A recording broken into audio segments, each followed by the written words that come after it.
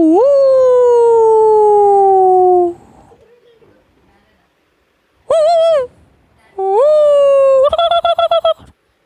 असे सगळे आवाज कुठं येतात रे मुलांनो? एकदम बरोबर आहे. आणि ह्याच जंगलामध्ये एक लिपी असती. तोच आज पाठ पाहणार आहोत. पाठ 7वा, अरण्यलिपी. बालमित्रांनो, तुम्ही सगळेजण स्पर्धा परीक्षांचा अभ्यास करतात आणि या स्पर्धा परीक्षेच्या अभ्यासामध्ये वेळेत प्रश्न वाचणं फार महत्त्वाचं आहे. म्हणून तुमचं वाचन विकसित करण्यासाठी हा पाठ तुम्ही पहिल्यांदा श्रवण करा आणि त्यानंतर पुन्हा 5 वेळेस तुम्हाला वाचायचं आहे. ऐका मग पहिल्यांदा. प्राणी पाहण्यासाठी आपण कधीकधी जंगलात खूप भटकतो, पण एखाद्या वेळी एकही प्राणी आपल्याला दिसत नाही आणि आपण नाराज होतो, निराश होतो. जंगलात जरी प्राणी दिसले नाहीत तरी त्यांच्या खानाखुणा सर्वत्र विखुरलेल्या असतात. त्या खानाखुणा म्हणजे वन्य प्राण्यांची अरण्यलिपी होय. वन्यजीव जंगलात ठरलेल्या पाऊल वाटेवरून ये जा करतात. त्या पाऊल वाटांचे निरीक्षण करावे. त्यात तुम्हाला वन्यजीवांच्या पावलांचे ठसे उमटलेले दिसतील. पानवठ्यावर गेलात तर तेथील ओल्या मातीतही अनेक वन्यजीवांच्या पावलांचे ठसे तुम्हास पाहायला मिळतील. ठसे ताजे व स्पष्ट असतील तर कोणता प्राणी पाऊल वाटेवरून गेला अथवा किती वेळापूर्वी पाण्यावर येऊन गेला याची माहिती मिळते. प्रत्येक जातीच्या प्राण्यांच्या पायांचे ठसे वेगवेगळे असतात. अगदी सकाळी नरम जमिनीवर धुळीत त्यांच्या पायांचे ठसे स्पष्ट दिसतात. दिवस जसा जसा पुढे सरकतो तसं तसं इतर प्राण्यांच्या वर्दळीने वाहणाऱ्या वाऱ्याने असे ठसे पुसट होत जातात. पानवठ्यांवरील ओल्या मातीत अनेक पक्ष्यांच्या पाऊलखुणा आढळतात. ह्या साऱ्या पाऊलखुणा रांगोळी घातल्यासारख्या सुंदर दिसतात. त्या पाहताना मनाला आनंद होतो. वाघ वा बिबट्यांच्या पावलांचा ठसा पाहायला मिळाल्यानंतर अधिक आनंद होतो. वाघाच्या पावलांचे ठसे इतर प्राण्यांपेक्षा वेगळे असतात. वाघ पायांचा आवाज होऊ नये यासाठी पालापाचोळ्यातून चालणे टाळतो. तो पाऊल वाटेवरून, नदी नाल्यांच्या पात्रातून, वाळूवरून चालतो. अशा पाऊल वाटा तपासाव्यात. नदी नाल्यातल्या ओल्या वाळूत, मातीत वाघाचे ठसे आढळतात. त्यावरून ते वाघाचे क्षेत्र आहे हे आपल्याला कळते. प्रत्येक वाघाच्या पायांच्या ठशात फरक आढळतो. वाघांच्या पायांचा अंगठा पंजाच्या वरच्या बाजूस असतो, त्यामुळे अंगठ्याच्या ठसा मातीत उमटत नाही. फक्त त्याचा तळवा व 4 बोटांचा ठसा मातीत उमटतो. त्याचे करंगळीकडून 3रे बोट मोठे असते. वाघाच्या पावलांच्या ठशांवरून वाघाची गणती केली जाते. चालताना तो मागचा पाय बरोबर पुढच्या पावलाच्या ठस्यावर टाकतो, त्यामुळे पुढच्या पावलाचा ठसा पुसला जातो. म्हणून शिरगंती करताना वाघ व बिबट्याच्या मागच्या पायाचे ठसे घेतात. वाघाच्या ठशांवरून तो वाघाचा आहे का वाघिणीचा आहे हेही ओळखता येतो. वाघिणीचे पुढचे पाय चौकोनी असतात, परंतु त्यांच्या मागच्या पंजात फरक असतो.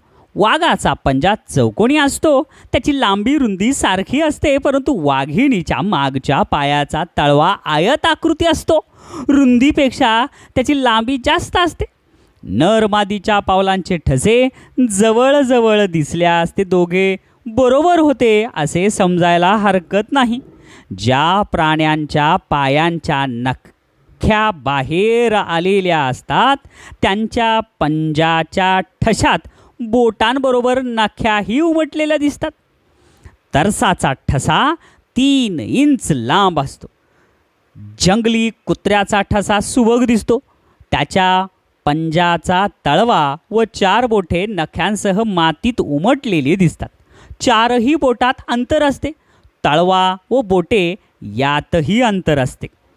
अस्वलाच्या पायाचा ठसा माणसाच्या पायाच्या ठशासारखा दिसतो. बोटांबरोबर त्याच्या 5ही लांब नख्या ठशात उमटलेल्या असतात. खूर असलेल्या प्राण्यांचे ठसे पानवठ्यावर मातीत पाहायला मिळतात. ओलसर मातीत वा कोरड्या मातीत ठसे चांगले दिसतात. चिखलात खोल पाय रुतत असल्याने ठसे पूर्णपणे दिसत नाहीत. गव्याच्या खुरांचा ठसा मोठा असतो. तो 6 इंच भरतो. पाळीव गुरांच्या खुरासारखा दिसतो. हरणाच्या खुरांचा ठसा लहान असतो. त्याच्या खुरांच्या 2 अर्धवर्तुळाकार भागाच्या खुणा जवळजवळ दिसतात. सांबर, बाराशिंगा, बौशिंगा, चिंकारा व काळवीट यांच्यासारख्या खुरांचे ठसे कमी जास्त आकाराचे असतात. भेकराच्या खुराचा ठसा अवघा 1 ते 1.25 इंच असतो. एकंदरीत वन्य प्राण्यांच्या ठस्यांवरून आपल्याला प्राण्यांची बरीच माहिती मिळते. त्यावरून प्राणी कोणत्या दिशेला गेला ते कळते. काही प्राण्यांच्या ठशांवरून तो नर होता की मादी होती ते समजते. चालताना त्यांचा मागचा पाय पुढच्या पायाच्या ठशावर पडत असतो. त्यामुळे एकच ठसा उमटलेला दिसतो. परंतु पळताना मागील व पुढील दोन्ही पायांचे ठसे दिसतात. त्यावरून तो चालत गेला की पळत गेला ते कळते. दोन्ही पायांच्या ठशांमधील अंतर जेवढे कमी तेवढा तो वेगात पळत गेला असे समजावे. वन्य प्राण्यांच्या ठशांचे निरीक्षण करणे मजेशीर असते. त्यात वेळ कसा जातो ते समजत नाही बरं का. काही प्राणी ठराविक ठिकाणीच विष्ठा टाकतात.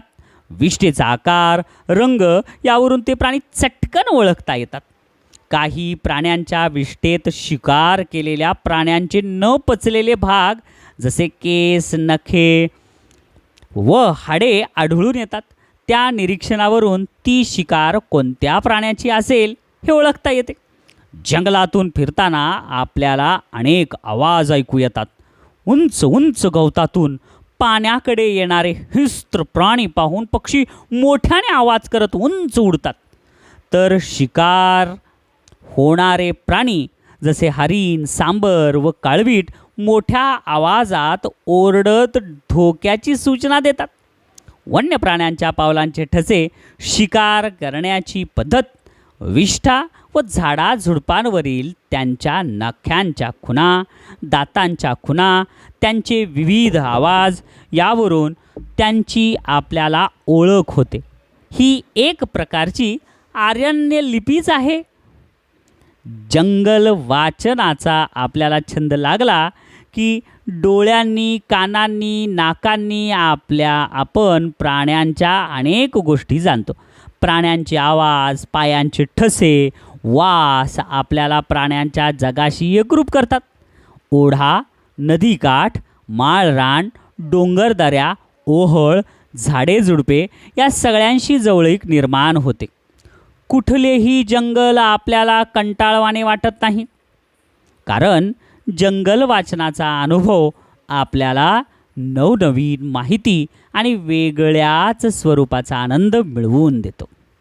खूप छान असा हा पाठ होता. याचे लेखक होते सुरेशचंद्र वारघडे. धन्यवाद मुलांनो.